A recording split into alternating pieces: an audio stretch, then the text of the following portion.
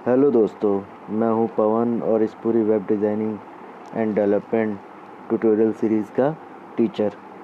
और मैं उम्मीद करता हूं आप लोगों को मेरी वेब ट्यूटोरियल सीरीज़ पसंद आएगी। और अगर कहीं कोई गलती होती है तो मैं उम्मीद करता हूं कि आप लोग मुझे माफ़ करेंगे, क्योंकि ये मेरी पहली वेब ट्यूटोरियल सीरीज़ है तो गलती होना स्वाभाविक है। तो लेट्स स्टार्ट। तो दोस्तों, चलिए शुरू करते हैं वेब डिज़ाइनिंग और डेवलपमेंट के इंट्रोडक्शन से। तो सबसे पहले हम जानेंगे कि ये वेब डिज़ाइनिंग और वेब डेवलपमेंट होता क्या है। इसका एक छोटा सा इंट्रोडक्शन देना चाहूँगा आप लोगों को कि वेब डिज़ाइनिंग और वेब डेवलपमेंट होता क्या है। जैसा कि आप लोग जानते होंगे कि या आप लोगों में से कई लोग यूज़ भी करते होंगे, हमें कोई भी इंफॉर्मेशन अगर चाहिए होती है तो हम गूगल पे जाते हैं, वहाँ सर्च करते हैं, वो हमारे सामने वेबसाइट्स की लिस्ट शो करता है। तो हम क्या करते हैं कि जो इन्फॉर्मेशन हमें चाहिए होती है हम उन वेबसाइट्स पे जाके सर्च कर लेते हैं। तो ये जो वेबसाइट्स होती हैं, इन्हीं को बनाने के प्रोसेस को, इन्हीं को डेवलप करने के प्रोसेस को web designing and web development कहा जाता है। तो वेब डिज़ाइनिंग और डेवलपमेंट के अंडर दो टाइप की वेबसाइट्स बनती हैं। फर्स्ट है हमारी स्टैटिक वेबसाइट।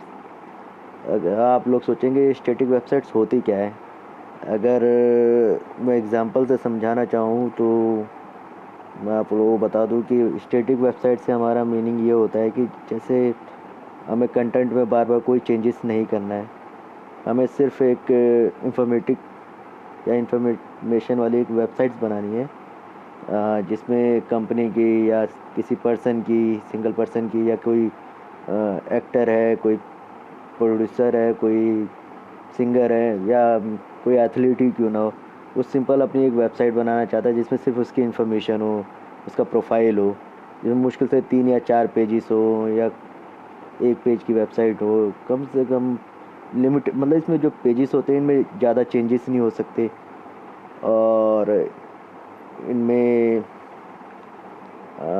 लिमिटेड पेज हो सकते हैं। तो इन्हीं को हम स्टैटिक वेबसाइट्स कहते हैं।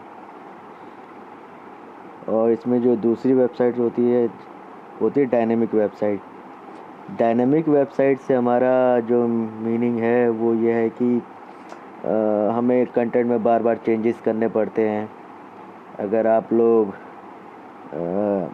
फेसबुक यूज़ करते हैं तो आपने देखा होगा कि उसमें हम जैसे मैं ही एक यूज़र हूँ फेसबुक का, तो मैं उसमें कंटेंट अपना डाल सकता हूँ, उसमें कोई भी पोस्ट डाल सकता हूँ, फ़ोटो डाल सकता हूँ, ऑडियो डाल सकता हूँ, पिक्चर्स उसमें ऐड कर सकता हूँ, वीडियोज़ ऐड कर सकता हूँ। तो ये जो एक तरीके से कंटेंट मैनेजमेंट सिस्टम है, ये डायनेमिक वेबसाइट्स के अंडर आ जाता है। इसमें यूज़र्स को पूरी आज़ादी होती है कि वो कुछ भी कंटेंट इसमें चेंज कर सकते हैं, ऐड कर सकते हैं या डिलीट कर सकते हैं अपनी मन मुताबिक।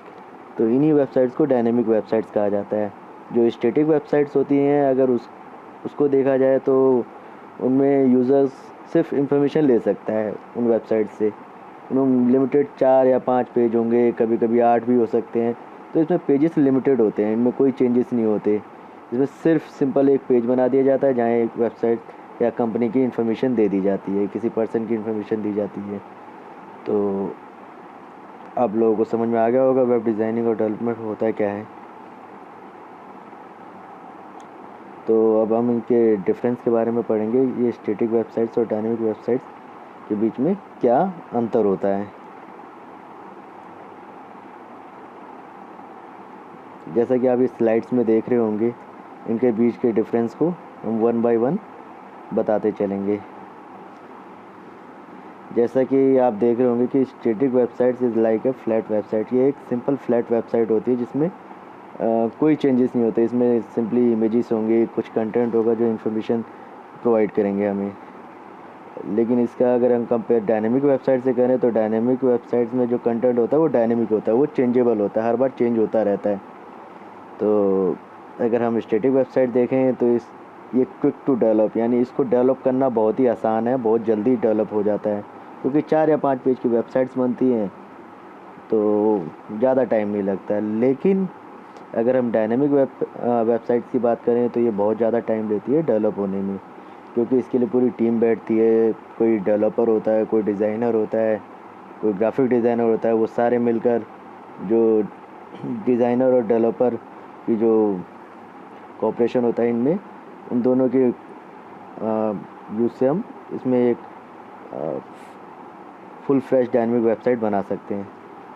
बेसिकली इसके लिए हमें टीम की ज़रूरत पड़ती है, या कोई सिंगल बंदा है उसको भी बहुत ज़्यादा टाइम लगता है इसे डेवलप करने में। तो अगर स्टैटिक वेबसाइट्स बनानी हो तो हमें बेसिकली 2 लैंग्वेज की ज़रूरत होती है, HTML और CSS। HTML से हम उसका वेब पेज का जो एक स्कल होता है वो क्रिएट कर लेते हैं, और CSS से हम उसको रंग रूप देते हैं, पूरा जो स्टाइल देते हैं। सॉरी, माफ़ी चाहूँगा आप लोगों से।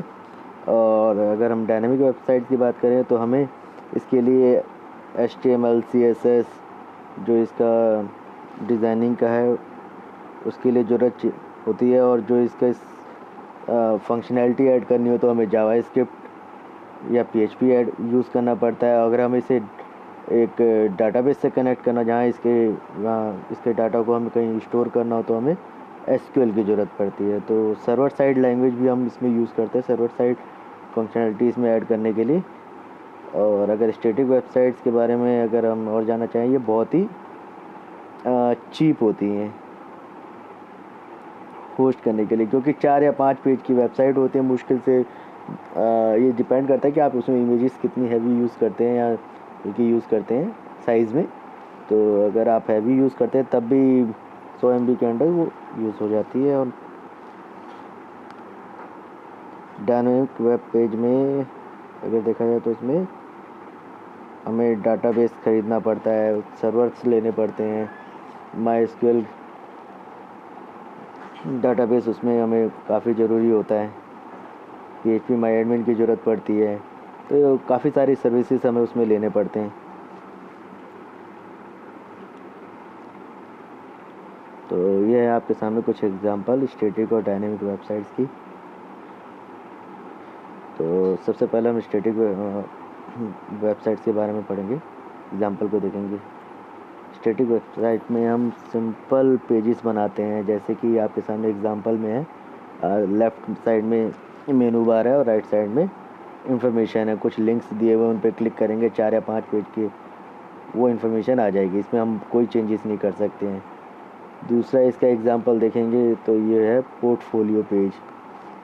जैसे कोई एथलीट है, कोई सिंगर है या कोई सेलिब्रिटी है, वो अपना पेज बनाता है तो वो भी बार बार उसमें चेंजेस नहीं करते क्योंकि उनके पास इतना टाइम होता नहीं, तो वो एक स्टैटिक वेब पेज बना देते हैं, प्रोफाइल पेज टाइप का। इसमें वो अपनी इन्फॉर्मेशन वगैरह डाल देते हैं, अपनी अचीवमेंट डाल देते हैं। बहुत ही रेयरली उनमें चेंजेस होते हैं, तो इनको हम स्टैटिक वेब पेज में रख सकते हैं।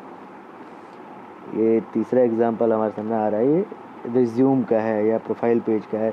आजकल के टाइम पे जितने भी मतलब हमारे प्रोफेशनल्स हैं वो क्या करते हैं, अपना एक वेब पेज बना लेते हैं जहाँ पे अपने नाम से ही ये थोड़ा सा प्रोफेशनल नज़र आता है, अपना रिज्यूम ऑनलाइन अपडेट कर देते हैं, ताकि किसी को भी उनके बारे में जानकारी चाहिए तो डायरेक्टली उस वेबसाइट पे जाके या उनका रिज्यूम ऑनलाइन देख सकते हैं। काफ़ी अच्छा इंप्रेशन देता है जो हमारे इंटरव्यूअर होते हैं, जिनको सामने हम इंटरव्यू वगैरह देने जाते हैं और अपने रिज्यूम का लिंक अपने बायोडाटा की जो हार्ड कॉपी होती है उसमें डालते हैं। तो अब हम डायनेमिक वेब पेज के एग्जांपल को देखेंगे। डायनेमिक वेब पेज के पहले एग्जांपल में अगर देखें तो वेब ब्लॉग क्या होते हैं, जिसमें आज के टाइम पे कई फ्रीलांसर या कई ब्लॉगर्स हैं जो हर चीज़ के बारे में लिखते हैं, बेसिकली हर चीज़ के बारे में। जैसे आपका कोई फूड ब्लॉग है, आप नई नई रेसिपीज़ के बारे में लिख रहे हैं, तो एक तरीके से हम रोज़ नया कंटेंट उसमें ऐड कर रहे हैं, तो इन्हें हम डायनेमिक वेब पेज कहते हैं, डायनेमिक वेबसाइट्स कहते हैं। जैसे यूट्यूब है, जैसे उसमें लोग नए नए कंटेंट डालते हैं, वीडियो ऐड करते हैं, तो एक तरीके से हर बार एक नया पेज बन जाता है जिसमें एक नई वीडियो होती है। तो इसे भी हम एक वीडियो ब्लॉग के तौर पे भी देख सकते हैं, बट ये वीडियो साइट है। तो वेब ब्लॉग में आप लोगों को मतलब समझ में आ गया होगा। प्रोडक्ट पेज, जैसे आजकल क्या हो रहा है, ऑनलाइन शॉपिंग का क्रेज़ इतना ज़्यादा बढ़ा हुआ है कि लोग अमेजन से, फ्लिपकार्ट से शॉपिंग वगैरह करते हैं, तो वो लोग क्या करते हैं, प्रोडक्ट वगैरह ऐड करते रहते हैं। कंपनियां क्या करती है, अपनी साइट बनाती है, उसमें अपने प्रोडक्ट्स ऐड करती जाती हैं, तो ये एक तरीके से डायनेमिक वेबसाइट्स ही कहलाती हैं। सोशल पेज जैसे फेसबुक हो गया, ट्विटर हो गया, ये आपके यूट्यूब वगैरह हो गए, माइक्रो सोशल मीडिया वाली साइट्स हो गई। इन पे अगर आप देखेंगे तो आप कंटेंट वगैरह ऐड कर सकते हैं, डिलीट कर सकते हैं, फ़ोटोज़ ऐड कर सकते हैं, वीडियोज़ ऐड कर सकते हैं। तो बेसिकली ये भी डायनेमिक वेब पेज के काफ़ी बेहतरीन एग्जांपल है। तो हमें जो इनके डेवलपमेंट के लिए लैंग्वेज की ज़रूरत होती है, मैं अब उनके बारे में बताना चाहूँगा। सबसे पहले हम बात करेंगे स्टैटिक वेबसाइट्स के बारे में। इसके लिए बेसिकली हमें दो तरीके की लैंग्वेज चाहिए होती है, एक HTML और दूसरी CSS। जो हमारी HTML है, ये बेसिकली एक स्कल वेबसाइट का ढांचा बनाने के काम में यूज़ होती है, ढांचा बनाने के लिए बेसिकली यूज़ होती है। और जो CSS है, उसको पूरा स्टाइलाइज करने के लिए, उसका जो डिस्प्ले है, उसका जो लेआउट है, कितना मार्जिन देना है, कितना पैडिंग देना है, कहाँ से कितना छोड़ना है, एक तरीके से पूरा लेआउट डिज़ाइन करने के लिए हमें CSS की ज़रूरत होती है। और जो डायनेमिक वेबसाइट होती हैं, उनके लिए हमें HTML की तो ज़रूरत होती ही है, साथ ही CSS की भी ज़रूरत होती है। ये जो दो लैंग्वेज है, ये क्या करती हैं, उसका डिज़ाइन उस डायनेमिक वेबसाइट के पेज के डिज़ाइन बनाने के लिए यूज़ होती है। लेकिन उसमें अगर हमें कोई फंक्शनैलिटी ऐड करनी हो, थोड़ा सा जो लेआउट है वो थोड़ा सा डायनेमिक रखना हो, जैसे कि मैं किसी बटन पे क्लिक करूं तो एकदम से पॉपअप हो कोई चीज़, मैं बटन पे क्लिक करूं तो एकदम से कोई स्लाइड शो ओपन हो जाए, तो इस तरीके की प्रोग्रामिंग करने के लिए हमें जावास्क्रिप्ट या jQuery का यूज़ करना होता है। फिर अगर हमें अपनी वेबसाइट को डाटाबेस से कनेक्ट करना, यानी हम चाहते हैं कि हमारा जो, सपोज़ मेरी एक ऑनलाइन शॉपिंग की साइट है, मैं अब कोई प्रोडक्ट बेच रहा हूँ, तो मैं अपने प्रोडक्ट की लिस्टिंग चाहता हूँ कि डाटाबेस में सीरियलाइज तरीके से स्टोर हो। तो मैं क्या करूँगा कि जितने भी प्रोडक्ट है मेरे, मैं सबको डाटाबेस में सेव कर दूँगा, स्टोर कर दूँगा। तो वन बाय वन वो, जब भी कोई यूज़र उस प्रोडक्ट के बारे में इंफॉर्मेशन जानना चाहेगा, तो वो जैसे उस प्रोडक्ट पर क्लिक करेगा, वो प्रोडक्ट हमारे सामने आ जाएगा। PHP, जो PHP है, ये एक तरीके से सर्वर साइड लैंग्वेज है। PHP और SQL, ये जो दो लैंग्वेज है, ये सर्वर साइड लैंग्वेज कहलाती हैं, क्योंकि ये सर्वर पे एग्जीक्यूट होती हैं और एक तरीके से हमारे डायनेमिक वेबसाइट के लिए बेस प्रोवाइड कराती हैं। और जो PHP है, वो एक तरीके से ब्रिज का भी काम करती है हमारे डाटाबेस से, हमारी जो वेबसाइट है उसको कनेक्ट करने के लिए। अगर ये SQL और PHP ना हो और ना JS ना हो, तो जो हमारी जो डायनेमिक वेबसाइट, वो एक तरीके से स्टैटिक वेबसाइट बन के रह जाती है। तो आप लोगों को इन लैंग्वेजेस का महत्व तो समझ में आ गया होगा। मैं अब इन्हीं लैंग्वेजेस के बारे में आगे अपनी ट्यूटोरियल सीरीज़ में पढ़ाऊँगा। सबसे पहले हम पढ़ेंगे HTML के बारे में। फ़िलहाल के लिए मैं आपको इनका एक शॉर्ट इंट्रोडक्शन देना चाहूँगा, ये लैंग्वेजेस होती क्या हैं। सबसे पहले हम पढ़ेंगे ये HTML क्या होता है। जैसा कि आप पढ़ सकते हैं, HTML is a markup language for describing web documents. HTML एक मार्कअप लैंग्वेज है जो वेब पेजेस को बारे में बताता है, या वेब डॉक्यूमेंट्स के बारे में बताता है कि ये किस तरीके का डॉक्यूमेंट्स है। इसमें क्या है, HTML stand for hyper text markup language. जो HTML की फुल फॉर्म होती है, वो होती है हाइपर टेक्स्ट मार्कअप लैंग्वेज। और इसमें जो मार्कअप लैंग्वेज है, इसका मीनिंग ये होता है, ये एक तरीके से मार्कअप टैग का सेट होता है। जैसे कि अगर आप देख सकते हैं, हमने इसमें ओपनिंग टैग लगाया HTML, तो हमने क्लोजिंग टैग भी लगाना पड़ेगा HTML। तो ये एक तरीके से सेट है, HTML टैग का सेट है। ये जो जितने भी इसमें देख रहे हैं, ये सेट है। बॉडी का देख लेंगे आप, बॉडी की ओपन यहाँ पे हुआ है, क्लोज यहाँ पे हुआ है। पैराग्राफ टैग यहाँ ओपन हुआ है, यहाँ क्लोज हो रहा है। और HTML डॉक्यूमेंट्स जो होते हैं वो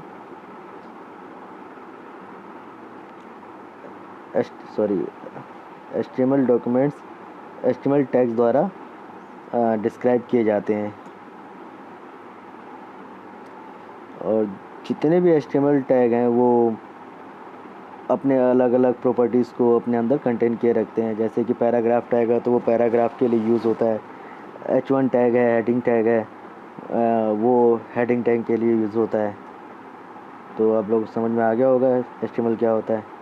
बाकी की हम आगे की ट्यूटोरियल सीरीज़ में पढ़ेंगे क्या होता है। दूसरी जो लैंग्वेज है वो है हमारी CSS। CSS stand for cascading style sheet. तो जो CSS है उसकी फुल फॉर्म होती है cascading style sheet. Style sheet से हमारा मीनिंग ये होता है कि जो वेब पेजेस को बताए या वेब जितने भी ब्राउज़र हैं वो CSS सपोर्ट करते हैं। तो CSS बेसिकली उन ब्राउज़र्स को बताता है कि कौन से टैग को कैसे शो करना है, उनकी प्रॉपर्टी को डिफ़ाइन करता है, उनके डिस्प्ले को डिफ़ाइन करता है। तो जैसा कि आप यहाँ देख सकते हैं CSS define sorry I am sorry about it. CSS describe how HTML elements are to be displayed on screen. Basically CSS HTML को बताता है, HTML एलिमेंट्स के बारे में ब्राउज़र को बताता है कि कोई टैग कैसे दिखाया जाए, चाहे वो पेपर हो, चाहे वो स्क्रीन हो, चाहे कोई अदर मीडिया फॉर्म हो। जो CSS लैंग्वेज हमारी वो काफ़ी सारा हमारा टाइम भी बचाती है, काफ़ी सारा काम भी बचाती है, क्योंकि एक सिंगल CSS फाइल से हम काफ़ी सारे पेजेस कंट्रोल कर सकते हैं। जैसे मैंने एक पेज बनाया हुआ है होम पेज, दूसरा पेज बनाया है अबाउट पेज, तीसरा पेज बनाया हुआ है कॉन्टैक्ट पेज। तो सब में मैंने हेडिंग डाली हुई है, लेकिन मैं चाहता हूँ कि सब में जो हेडिंग का कलर है वो रेड हो। तो मैं बेसिकली क्या करूँगा, एक एक्सटर्नल स्टाइल शीट में मैंने हेडिंग टैग के बारे में डेफिनेशन दे दी, हेडिंग टैग की कोडिंग कर दी, उसमें मैंने हेडिंग टैग का कलर रेड कर दिया। अब वो जो एक्सटर्नल स्टाइल शीट है वो मैं तीनों पेजेस में अगर मैं इंक्लूड कराता हूँ या अटैच करता हूँ, तो वो तीनों पेजेस पे जहाँ मैंने H1 टैग लिखा होगा HTML में, तो वो जो हमारे सामने आउटपुट आएगा वो रेड कलर में आएगा। हेडिंग तो होगा वो, लेकिन रेड कलर में आएगा।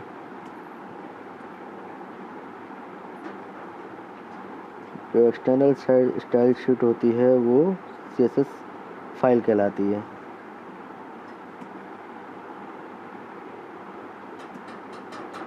अब हम पढ़ेंगे जावास्क्रिप्ट के बारे में। जावास्क्रिप्ट एक्चुअली होता क्या है?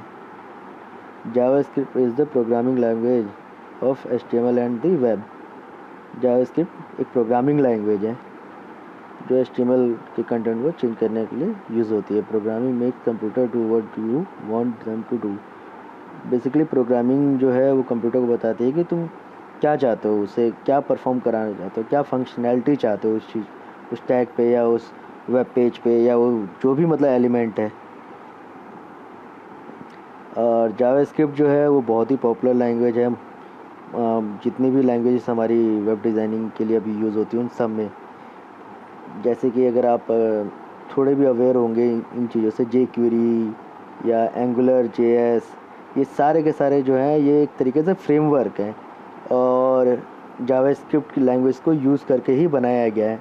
तो इन्होंने हमारी लाइफ काफ़ी आसान कर दी है। हमें काफ़ी बेसिकली जो jQuery है वो सबसे ज़्यादा यूज़ की जाती है। इवन गूगल भी jQuery का यूज़ करता है।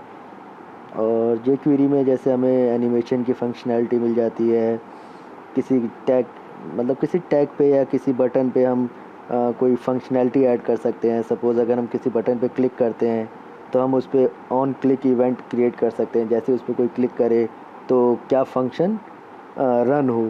तो इसके लिए बेसिकली हमें jQuery या जावास्क्रिप्ट की ज़रूरत पड़ती है। जावास्क्रिप्ट सीखना काफ़ी आसान है, अगर आप चाहें तो सीख सकते हैं मेरी आने वाली ट्यूटोरियल सीरीज़ में। अगली जो लैंग्वेज है वो है SQL। SQL is a standard language for accessing database. SQL एक स्टैंडर्ड लैंग्वेज जो लैंग्वेज है जो डाटाबेस को एक्सेस करने के लिए यूज़ होती है। SQL stand for structured query language. SQL की जो फुल फॉर्म है वो होती है structured query language. Structured query language का मीन्स क्या होता है कि हम एक तरीके से एक कमांड टाइप मतलब हम उसमें कुछ कमांड्स लिखते हैं जो आगे डाटाबेस को परफॉर्म करने के लिए यूज़ होती हैं। सपोज़ एग्ज़ाम्पल के लिए हमें सपोज़ कोई डाटाबेस से किसी यूज़र की इंफॉर्मेशन निकालनी हो तो एसक्यूएल सीखना वैसे तो बहुत आसान, एसक्यूएल लैंग्वेज भी बहुत आसान है। बेसिकली जो ह्यूमन लैंग्वेज है काफ़ी उससे मिलती जुलती है। जैसे हमें कोई रिकॉर्ड सेलेक्ट करना है या कोई प्रोडक्ट सेलेक्ट करना है प्रोडक्ट वाली टेबल से, इसमें बेसिकली जो डाटा जो सेव होता है वो टेबल्स में सेव होता है, रॉ और कॉलम के उसमें फॉर्म में। तो जैसे मुझे कोई इन्फॉर्मेशन चाहिए किसी प्रोडक्ट के बारे में, सपोज़ मैं कंप्यूटर बनाता हूँ तो मुझे, या मैं कंप्यूटर बेच रहा हूँ तो मुझे देखना है कि मेरे पास कौन कौन से कंप्यूटर हैं, या बेसिकली मुझे सिर्फ डेल का कंप्यूटर देखना है। तो मैं जो क्वेरी परफॉर्म करूँगा वो तरीके से होगी, select star from product where computer like Dell. तो इस तरीके से अगर आप देखेंगे इस क्वेरी में सब कुछ मतलब काफ़ी ईजिली हमें समझ में आ जाता है कि वो डाटाबेस में जाएगा, पहले सेलेक्ट करेगा वो वाला कॉलम जहाँ पे कंप्यूटर नेम हो, फिर उसमें भी सर्च करेगा वो जो डेल जहाँ पे लिखा हुआ हो या डेल नाम से रिकॉर्ड उसके अंदर मौजूद हो। तो बेसिकली वो डेल नाम से जितने भी उसमें रिकॉर्ड होंगे वो सारे के सारे रिकॉर्ड हमारे सामने लाके दिखा देगा। तो जो एसक्यूएल है ये एक तरीके से डाटाबेस को मैनिपुलेट करने के लिए यूज़ किया जाता है। जो हमारी अगली लैंग्वेज है वो है हमारी पीएचपी। पीएचपी होती क्या है? PHP is a server scripting language and a powerful tool for making dynamic interactive web pages। जैसा कि आप पढ़ पाए होंगे कि ये एक सर्वर साइड स्क्रिप्टिंग है। सर्वर साइड स्क्रिप्टिंग से हमारा मीनिंग ये होता है कि ये सर्वर पे एग्जीक्यूट होता है। बेसिकली अगर आप PHP के कोड को, सोर्स कोड अगर देखना चाहें वेब पेज पे और आप उसके राइट क्लिक करके व्यू सोर्स करके जाते हैं उस पर, तो आपको उस PHP कोड दिखाई नहीं देगा। क्यों? क्योंकि ये सर्वर पे एग्जीक्यूट होता है, वहाँ से एग्जीक्यूट होके HTML फॉर्म में, ये HTML और CSS फॉर्म में ये जो डाटा एग्जीक्यूट हुआ है वो क्लाइंट सिस्टम पे भेजा जाता है, यूज़र के सिस्टम पे भेजा जाता है, तब वो उसे ऐसे देख सकता है। और ये काफ़ी ज़्यादा पावरफुल लैंग्वेज है। इसमें काफ़ी फंक्शंस दिए हुए होते हैं जिन्हें हम यूज़ करके डायनेमिक और इंटरेक्टिव वेब पेजेस बना सकते हैं। जैसा कि मैंने अभी आपको बताया, PHP scripts are executed on server. ये सर्वर पे एग्जीक्यूट होते हैं, बेसिकली सर्वर पे रन होते हैं। वहाँ जो भी हमारा PHP प्रोग्राम हम लिखते हैं या PHP में प्रोग्रामिंग करते हैं वो सारा सर्वर पे एग्जीक्यूट होता है। एग्जीक्यूट बोले तो उसमें वहाँ रन होता है। वहाँ से जैसे मैंने एक प्रोग्राम बनाया जिसमें मुझे दिखाना है कि हाँ डाटाबेस से कितने रिकॉर्ड आ रहे हैं, तो जो PHP क्या करेगा कि एक तरीके से ब्रिज का काम करेगा। वो क्या करेगा, डाटाबेस में जाएगा, वहाँ से इन्फॉर्मेशन ले SQL की क्वेरी के थ्रू एक क्वेरी पास करेगा। वो क्वेरी पास होने के बाद वहाँ से डाटा लेके आएगी। वो डाटा को HTML में कन्वर्ट करके, HTML और CSS फॉर्म में कन्वर्ट करके क्लाइंट के सिस्टम पे प्रेजेंट कर देता है। तो बेसिकली जो डायनेमिक वेबसाइट का मेन हीरो है वो है PHP।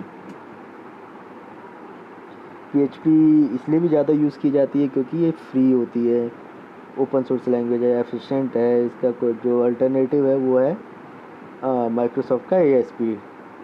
तो बेसिकली PHP में काफ़ी सारे जो फंक्शंस हैं वो काफ़ी मतलब फंक्शंस ऐसे हैं जो मल्टीपल प्लेटफॉर्म पे रन होते हैं, मल्टीपल प्लेटफॉर्म पे वर्क होते हैं। जैसे ASP में, मुझे नहीं पता ASP के बारे में ज़्यादा, लेकिन जहाँ तक मुझे पता है ASP में हमें डिफ़ाइन करना पड़ता है, फंक्शनैलिटी अलग अलग हो जाती है। PHP में जैसे अगर हम देखें कि हम अलग अलग डाटाबेसेस यूज़ कर सकते हैं, चाहे वो मैंगो डीबी हो, चाहे एसक्यूएल हो या माई एसक्यूएल का डाटाबेस हो। तो बेसिकली पीएचपी जो है ये काफ़ी इजी और काफ़ी आसान लैंग्वेज है।